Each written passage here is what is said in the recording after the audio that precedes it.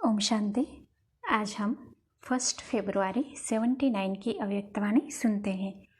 आज की वाणी का सार है, मनन शक्ति ही माया जीत बनने का साधन। मनन द्वारा मग्न रहने वाले मास्टर भगवान बच्चों प्रति बाप दादा बोले।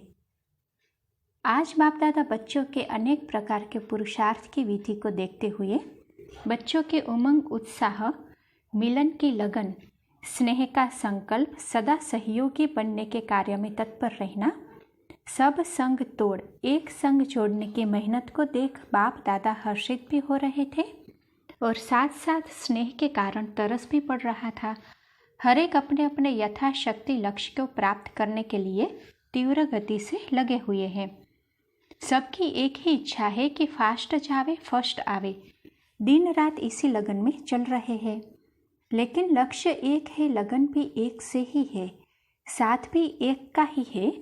फिर भी कोई महावीर है, कोई बहुत मेहनत अनुभव करते हैं, कोई सहज योगी है, कोई पुरुषार्थी योगी है, कोई सर्व प्राप्ति स्वरूप है, कोई सर्व प्राप्ति करने में खूब लगे हुए हैं, कोई मायाचित है और कोई माया के विघ्नों से युद्ध करने में लगे हुए हैं। कोई के मन का आवाज जो पाना था पा लिया और कोई का आवाज है अभी पा रहे हैं।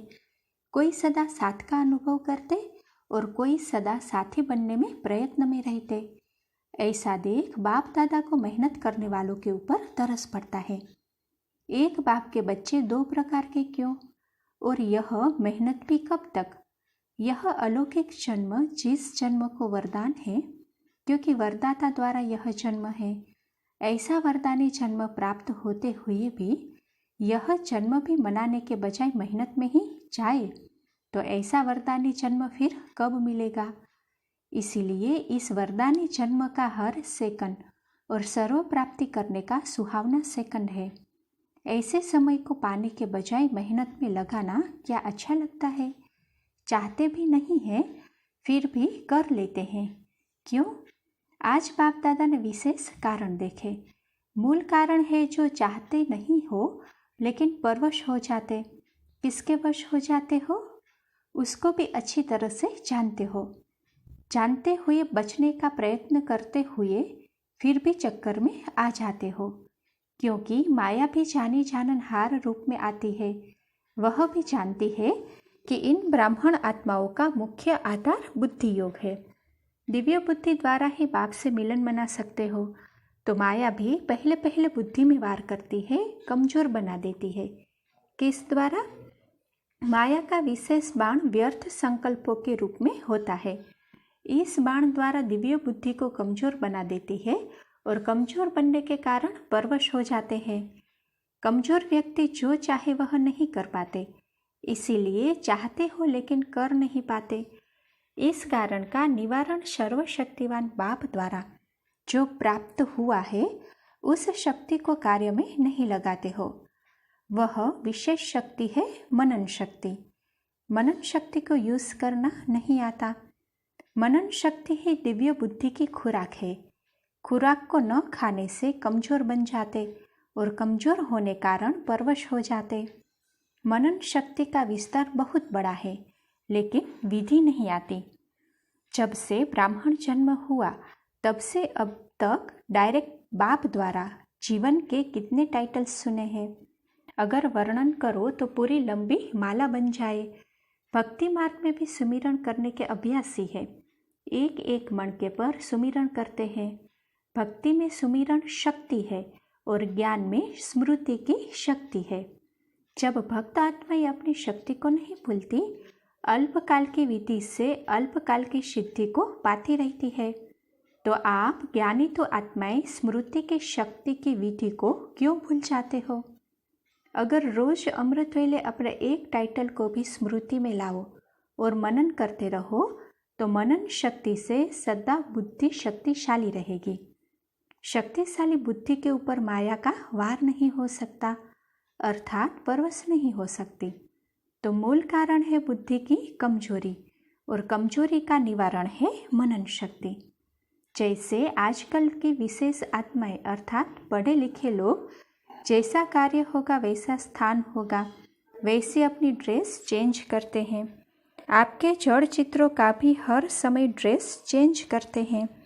भविष्य देवताई रूप में भी हर कार्य की ड्रेस अलग अलग होगी। यह संस्कार भविष्य का वर्तमान के आधार पर है। इस समय का फैशन व रीति रस्म सतयुग में तो चलेगी, लेकिन आपके जड़ चित्रों में भी रस्म चली आ रही है। तो संगम युग की रीति रस्म कौन सी है? जैसा कार्य करते हो वैसे टाइटल प्रमाण अपना स्वरूप याद रखो। सबसे ज़्यादा फैशनेबल संगम युगी ब्राह्मण है। जैसा समय वैसा स्वरूप, यह स्वरूप भी आपकी ड्रेस है। जैसी स्मृति वैसी वृत्ति, वैसी दृष्टि और वैसी स्थिति अर्थात स्वरूप। जैसे आजकल का फैशन है ना, जैसा श्रृंगार, वस्त्र भी वैसे, तिलक भी वैसे लगाएंगे, तो आँखों का श्रृंगार भी वैसे करेंगे, तो सबसे फैशनेबल आप ब्राह्मण हो। ऐसी स्मृति, वृत्ति और दृष्टि बनाओ। स्मृति है तिलक और दृष्टि है आँखों का श्रृंगार और वृत्ति है मेकअप करना। वृत्ति से जैसा परिवर्तन चाहो वैसे कर सकते हो। तो सदैव रूहानी सजी सजाई मूर्त हो, विश्व को परिवर्तन करने वाले। मनन शक्ति अर्थात अपने अनेक टाइटल्स अर्थात स्मृति में रखो। अनेक गुणों के श्रृंगार को स्मृति में रखो। अनेक प्रकार के खुशी की पॉइंट्स स्मृति में रखो। रूहानी नशे के पॉइंट्स स्मृति में रखो। रचता बाप के परिचय के पॉइंट्स बुद्धि में रखो। रचना के विस्तार के पॉइंट्स स्मृति में रखो। याद द्वारा अनेक प्रकार के अनुभव और प्राप्तियों के पॉइंट्स को स्मृति में रखो। तो मनन शक्ति का साधन कितना बड़ा है। जो चाहे वह मनन करो, जो आपकी पसंदी हो वह पसंद करो, तो मनन करते मगन अवस्था भी सहज प्राप्त हो जाएगी। परवश के बजाय मायाजीत बनने का वशीकरण मंत्र सदा साथ रहेगा और माया सदा के लिए नमस्कार करेगी। संगम युग का पहला भक्त आपकी माया बनेगी। मास्टर भगवान बनो तो भक्त भी बने ना। अगर खुद ही भगत होंगे तो वह किसका भक्त बने। तो भक्त बनेंगे व मास्टर भगवान बनेंगे। इसका सहज साधन सुनाया। मनन शक्ति को बढ़ाओ। समझा? बंगाल बिहार का जोन तो श्रृंगार करना जानता है। जैसे देवियों को बहुत सजाते हैं, अपने जड़ चित्रों को सजाने आता है ना, ऐसे स्वयं को सजाना है। इस जोन की भी विशेषता है जो बाप को अति प्रिय है। ऐसे बच्चे बहुत है। वह कौन से? गरीब भी और भोलेनाथ के भोले भी, दोनों ही बाप को अति प्रिय है। इसीलिए इस जोन का ग्रुप देखो बड़ा है ना। इस जोन की विशेषता है, इस जोन में कितने अलग अलग प्रदेश है। नेपाल भी है तो आसाम भी है। वैरायटी फूलों का गुलदस्ता है। सेवा भी अब विस्तार को पाती जा रही है। साकार तंत्र को ढूंढा भी यहाँ से ही है। तो स्थान की विशेषता रही ना। जैसे गवर्नमेंट को किस स्थान से कोई विशेष अमूल्य वस्तु मिलती है तो उस स्थान का महत्व रहता है, नामी ग्रामी रहती है, हिस्ट्री में आ जाती है। ऐसे यह स्थान भी बाप की हिस्ट्री में विशेष स्थान है। आगे चलकर इस स्थान का महत्व विश्व में महत्वपूर्ण होगा। जैसे दिल्ली की विशेषता अपनी है, बॉम्बे की अपनी है, इस स्थान का महत्व भी बहुत बड़ा अपना है। इसलिए आगे चलकर और भी इस स्थान को विशेष भूमि की रीति से देखेंगे और सुनेंगे। ऐसे विशेष भूमि के निवासी भी विशेष आत्माएं हो। भूमि के साथ आप लोगों के भाग्य का भी सब वर्णन करेंगे। अच्छा, सदा शक्तिशाली स्वरूप में स्थित रह माया दुश्मन को भी अपना भक्त बनाने वाले, सदा सजे सजाए स्वरूप में स्थित रहने वाले, वशीकरण मंत्र द्वारा माया को वश करने वाले, सदा स्मृति द्वारा समर्थ रहने वाले सर्वशक्तिवान आत्माओं को बाप दादा का याद प्यार और नमस्ते। पार्टियों से मुलाकात। पहला, हर संकल्प व कर्म बाप समान करने से निरंतर सहज योगी की स्टेज का अनुभव। संगम युग का श्रेष्ठ स्थान है बाप का दिल तख्त। जो इस तख्त पर बैठते हैं वही विश्व के तख्त के अधिकारी बनते हैं। जैसे बाप परम पूज्य है, वैसे बच्चे भी पूज्य बन जाते हैं, क्योंकि दिल में वही समाये जाते हैं जो समान होते हैं। तो बाप समान फॉलो फादर करने वाली आत्माएं हो ना, ऐसे अनुभव होता है। जो बाप की स्मृति वह बच्चों की स्मृति, जो बाप के गुण वह बच्चों के गुण, जो बाप का कर्तव्य वह बच्चे का। इसको कहा जाता है फॉलो फादर। जो भी संकल्प व कर्म करो तो पहले चेक करो कि बाप समान है। अगर बाप समान है तो सहज योगी के स्टेज का अनुभव होगा, मेहनत नहीं लगेगी और कोई भी परिस्थिति में बाप को सामने लाने से स्वस्थिति के आधार से परिवर्तन हो जाएगी।